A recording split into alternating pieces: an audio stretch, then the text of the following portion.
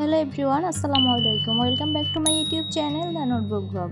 আজকে আপনাদের সাথে শেয়ার করব সহজে খুব কম উপকরণে একটা মজাদার পিঠা, নারকেলের পুকুল পিঠা। এই পিঠাটা দেখতে যতটা লোভনীয়, খেতে অসাধারণ। চলুন মজাদার এই পিঠার রেসিপি শুরু করা যাক। প্রথমে এখানে একটা নারকেল ভেঙে কুড়িয়ে নেওয়া হয়েছে। এরপর চুলায় পাইপেন বসিয়ে এর মধ্যে দেওয়া হয়েছে কোরানো নারকেলটা। এর সাথে দেওয়া হয়েছে 2 কাপ পরিমাণ চিনি, সামান্য পরিমাণের লবণ, সাথে দেওয়া হয়েছে তেজপাতা, দারচিনি, এলাচি আর লবঙ্গ। এরপর সবগুলো উপকরণ একসাথে মিক্সড করে নেওয়া হচ্ছে। চুলার আঁচ মিডিয়াম হিটে রেখে সবগুলো উপকরণ একসাথে মিক্সড করে নারকেলটাকে ভালো করে ভেজে নিতে হবে। পর্যায়ে আপনাদেরকে একটা কথা বলবো, যারা আমার ভিডিওগুলো নতুন দেখছেন, আমার চ্যানেলে নতুন, তারা অবশ্যই আমার চ্যানেলটি সাবস্ক্রাইব করবেন, পাশে থাকা বেল আইকনটি অন করে দিবেন, তাহলে পরবর্তী ভিডিওগুলো আপনারা খুব সহজে দেখতে পারবেন। আর যারা আমার চ্যানেলটি সাবস্ক্রাইব করে চ্যানেলের পাশে আছেন, তাদেরকে অসংখ্য ধন্যবাদ। চুলার আঁচ মিডিয়াম হিটে রেখে নারকেলের পুরটা অনবরত নাড়তে হবে যতক্ষণ পর্যন্ত পারফেক্ট নারকেলের পুর তৈরি না হচ্ছে। যখন দেখবেন নারকেলের পুরটা পাইপেনের গায়ে লেগে লেগে আসছে না এবং নারকেলের মধ্যে আঠালো ভাব সৃষ্টি হয়েছে, তখন বুঝবেন নারকেলের পুরটা পারফেক্টভাবে তৈরি হয়ে গিয়েছে। এই পিঠাটা খেতে অসাধারণ। আপনারা ঘরে খুব কম উপকরণে এই পিঠাটা বানিয়ে ফেলতে পারবেন খুব সহজে। এই পর্যায়ে নারকেলের পুরটা পারফেক্টভাবে তৈরি হয়ে গিয়েছে। এখন চুলা থেকে পাইপেনটা নামিয়ে নেওয়া হয়েছে। এই পর্যায়ে নারকেলের পুর থেকে যখন গরম ভাবটা সরে যাবে, তখন নারকেলের পুর থেকে যে তেজপাতা, এলাচি, দারচিনি আর লবঙ্গ দেওয়া হয়েছে সেগুলোকে তুলে ফেলে দিতে হবে।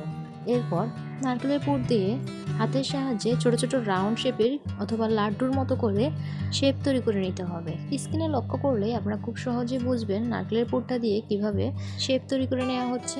একই প্রসেসিংয়ে সবগুলো নারকেলের পুর দিয়ে ছোট ছোট লাড্ডু তৈরি করে নেওয়া হয়েছে।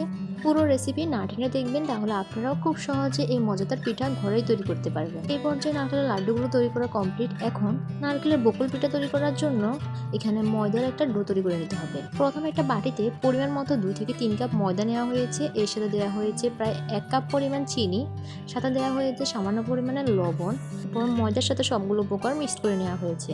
এখন দেওয়া হচ্ছে 3টা ডিম। এরপর ডিমগুলোকে ময়দার সাথে ভালো করে মিক্সড করে ময়দার ডোটা তৈরি করে নেওয়া হচ্ছে। দেখুন পারফেক্ট একটা ডো তৈরি হয়ে গিয়েছে। এই ডোটা বেশি ঘনও না বেশি পাতলাও না, আপনারা স্ক্রিন লক্ষ্য করলেই বুঝতে পারবেন। এখন ডোটা তৈরি।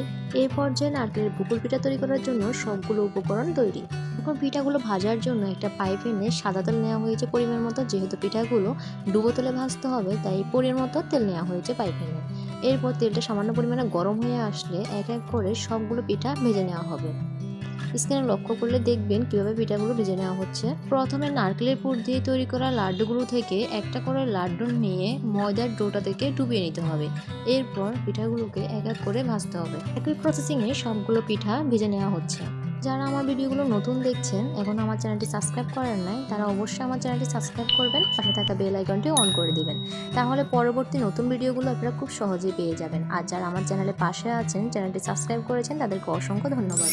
এই পর্যায়ে যখন পিঠাগুলো ভেজে নেওয়া কমপ্লিট হয়ে যাবে, তখন আপনারা চাইলে এই পিঠাগুলো আবার ডাবল কোট দিয়ে ভেজে নিতে পারবেন। এই পর্যায়ে আপনাদেরকে আমি কিছু পিঠা ডাবল কোট দিয়ে ভেজে দেখিয়ে দিচ্ছি। প্রথমে একটা ভাজা পিঠা নিয়ে ময়দার ডোতে ডুবিয়ে নিতে হবে। এরপর পিঠাগুলোকে ভেজে নিতে হবে। আপনারা চাইলে এই প্রসেসিংটা 2 থেকে 3 বার করতে পারেন। এই পর্যায়ে আমার পিঠাগুলো তৈরি করা কমপ্লিট। এখন পিঠাগুলো পরিবেশন করব। চলুন পিঠাগুলোর পরিবেশনের ফাইনাল লুক দেখা যাক। এটা হচ্ছে আমার পিঠাগুলো পরিবেশনের ফাইনাল লুক। প্রত্যেকটা পিঠা খুব সফট হয়েছে। চলুন পিঠাটা ভেঙে ভিতরে পুরটা দেখা যাক। দেখতে যতটা লোভনীয়, খেতে অসাধারণ এই পিঠা। এখন ডাবল কোটে তৈরি পিঠাটাও ভেঙে দেখা যাক। এই পিঠাগুলো বাসায় একবার হলেও ট্রাই করবেন, অসাধারণ খেতে। পুরো ভিডিওটি দেখার জন্য ধন্যবাদ। আল্লাহ হাফেজ।